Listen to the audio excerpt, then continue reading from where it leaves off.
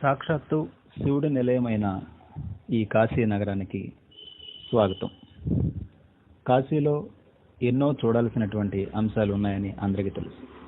నిత్యం అనేక వేల మంది భక్తులు ఇక్కడికి సందర్శన కోసం వస్తూ ఉంటారు. ఇక్కడ తెలుసుకోవలసిన అంశాల్లో ముఖ్యంగా గంగా ఘాట్ల గురించి మనం తెలుసుకుందాం.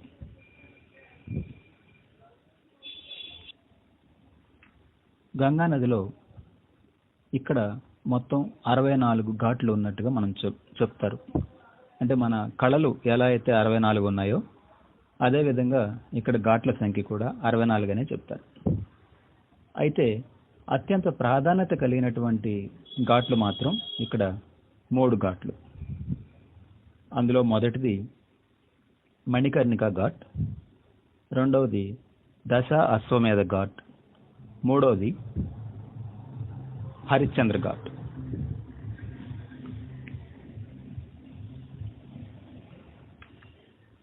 ఎన్ని ఘాట్లు ఉన్నప్పటికీ కూడా ప్రధానంగా ఈ 3 ఘాట్లనే చెప్తూ ఉంటారు. గంగానది ఒక ప్రయాణాన్ని మనం తీసుకుంటే ఎంతో ఆసక్తికరంగా, ఆహ్లాదకరంగా ఈ ప్రయాణం సాగుతుంది. కొన్ని ప్రాధాన్యత లేని అనలేకపోయినప్పుడు కూడా కొన్ని ఘాట్లు కొంచెం ఖాళీగా జనసంచారం పెద్దగా లేకుండా మనకి కనబడుతూ ఉన్నట్టుగా మనకు తెలుస్తుంది. చూడండి. అయితే ఇందాక మనం చెప్పుకున్నట్టుగా ప్రధానంగా ఆ 3 ఘాట్ల గురించి ఇప్పుడు తెలుసుకుందాం.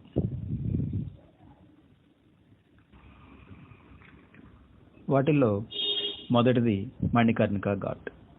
ఇదిగో ఈ వీడియోలో మనం చూస్తున్నది ఇదే మణికర్ణికా ఘాట్. ఉత్తర వాహినిగా ప్రవహిస్తున్న గంగా నదిలో దిగువలో ఉండేది ఈ మణికర్ణికా ఘాట్. ఇక్కడ 24 గంటల పాటు రోజులో ఏ టైంలో అయినా సరే శవదహన కార్యక్రమాలను ఇక్కడ నిర్వహిస్తూ ఉంటారు.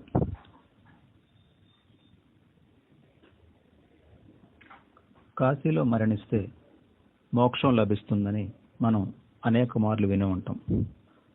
ఈ ఘాట్ని సందర్శించినప్పుడు ప్రతి ఒక్కరికి అదే భావన కలుగుతుంది. జీవితంలో వైరాగ్యం, త్యాగం అనే అంశాల మీద ఒక విధమైన ఆసక్తి, ఒక విరక్తి భావం లాంటివి ఇక్కడ కలుగుతాయనడంలో ఎలాంటి ఆశ్చర్యం లేదు.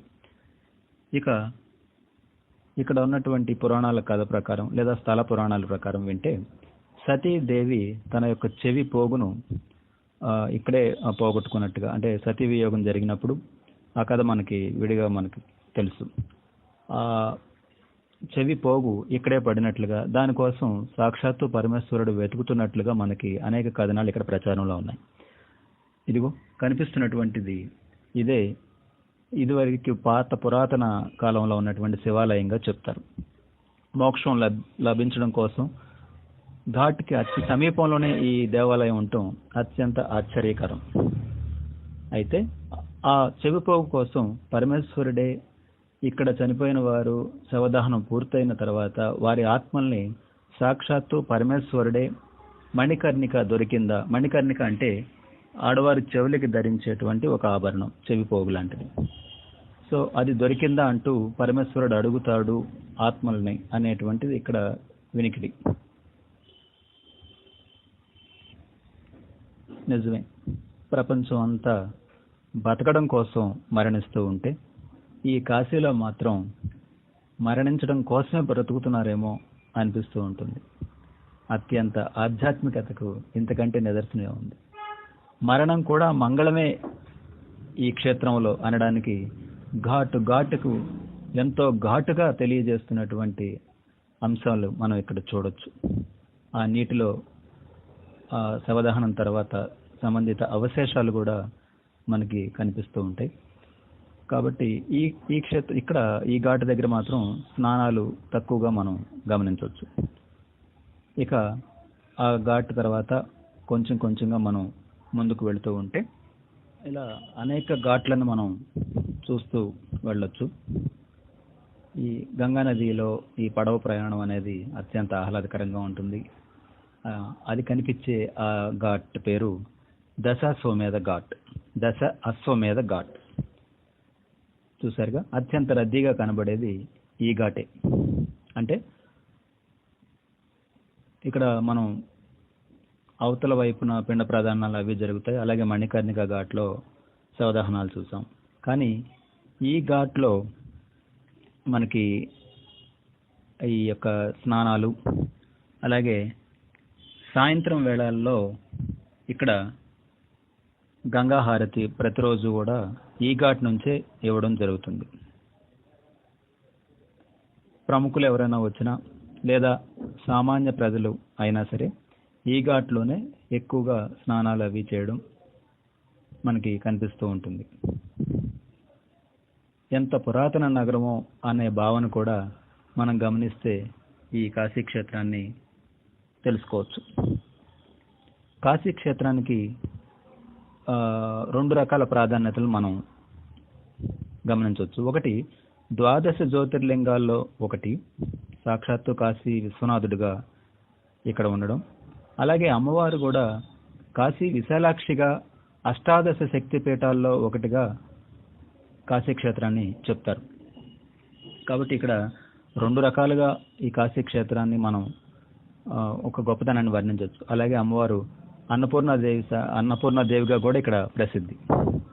అలాగే మనం కొంచెం ముందుకు వెళుతూ ఉంటే దశాశ్వమేధ ఘాట్ దాటి రాణా మహల్ ఘాట్ అంటారు. అంటే ఇది బీహార్కి సంబంధించినటువంటి రాణా ప్రతాప్ సింగ్ లాంటి ఒక ప్రముఖ రాజు పేరు మీద. అలాగే ఇప్పుడు మనం చూస్తున్నటువంటి ఈ ఘాట్ మన దక్షిణాది రాజు అయినటువంటి విజయనగర సామ్రాజ్య సంబంధించిన శ్రీకృష్ణ దేవరాయల ఘాట్ ఇది. దాని పక్కనే మనం ఓంకార్ ఘాట్ని గమనించవచ్చు. ఇలా అనేక ఘాట్లను దాటుకుంటూ మన పడవ ప్రయాణం సాగుతూ ఉంటుంది. చూసారుగా, ఇలా అనేక రకాల ఘాట్లు. అవతలి ఒడ్డున కొంతమంది వెళ్తూ చూస్తూ మొత్తం ఒకేసారి కాశీ వ్యూని మనం అక్కడి నుంచి కూడా చూడొచ్చు. అనేక సినిమా షూటింగ్లు కూడా అక్కడ జరిగినట్లుగా మనం గమనించవచ్చు. మన తెలుగులో ఇంద్ర సినిమా కూడా ఈ ప్రాంతంలోనే షూటింగ్ జరుపుకుంది. కాశీ అనగానే మనకి కనిపించే వ్యూ కూడా ఇటు నుంచి చూస్తే బాగుంటుంది. దశాశ్వమేధ ఘాట్కి సంబంధించి ఆ వ్యూ చాలా చక్కగా ఉంటుంది. మనకి క్యాలెండర్లోను గూగుల్ ఇమేజెస్లోనూ కూడా అవే ఇస్తారు. ఇదిగో ఇది మానస సరోవర ఘాట్.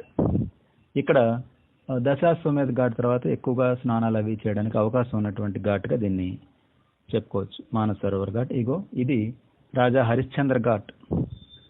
మన పురాణాల్లో హరిశ్చంద్రుడు కాటికాపురిగా పనిచేసింది ఇక్కడే. అయితే మణికర్ణిక ఘాట్ అంతా ఎక్కువగా ఇక్కడ శవదహనాలు చేయకపోయినప్పటికీ కూడా ఆయన పేరు మీద ఈ ఘాట్ నడుస్తుంది. అతి స్వల్పంగా ఇక్కడ శవదహనాలు జరుగుతూ ఉంటాయి. ఏవైనా అత్యంత ఆధ్యాత్మిక నిలవైన కాశీ ప్రతి ఒక్కరూ జీవితంలో ఒక్కసారైనా సరే చూడాల్సిందే. Thank you.